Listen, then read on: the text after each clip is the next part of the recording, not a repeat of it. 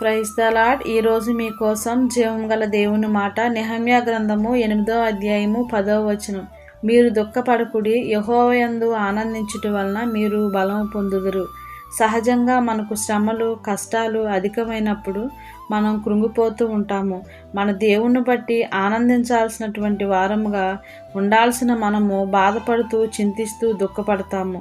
వాక్యం సెలవిస్తున్నట్లుగా గొప్ప దేవుని కలిగి ఉన్న మనము నిరీక్షణ లేని ఇతరుల వలె కాక దేవుని యందు ఆనందించాలి. పౌలు ఫిలిప్పీయులకు రాసిన పత్రికలో ప్రభునందు ఆనందించుడి, మరలా చెప్పుదును ఆనందించుడని ఎందుకు చెప్పాడో తెలుసా?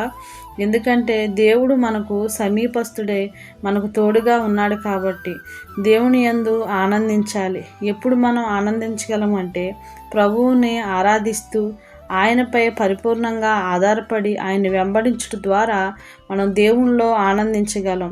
ప్రభువులో ఆనందమే మనకి గొప్ప బలాన్ని చేకూరుస్తుంది. కనుక వాక్యం బోధిస్తున్నట్లుగా మనకు అనుకూలమైనటువంటి పరిస్థితులు ఉన్నప్పుడు మాత్రమే కాకుండా ప్రతికూల పరిస్థితుల్లో కూడా దేవుని యందు ఆనందించు, ప్రభు బలమును పొందుకో. దేవుడి మాటలను దీవించి ఆశీర్వదించునుగాక. ఆమేన్. ప్రార్థన. మహాగణుడవు మా ప్రియ పరలోకపు తండ్రి, మీకు స్తోత్రం.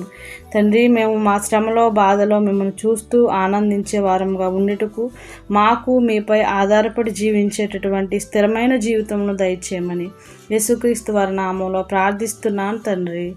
ఆమేన్.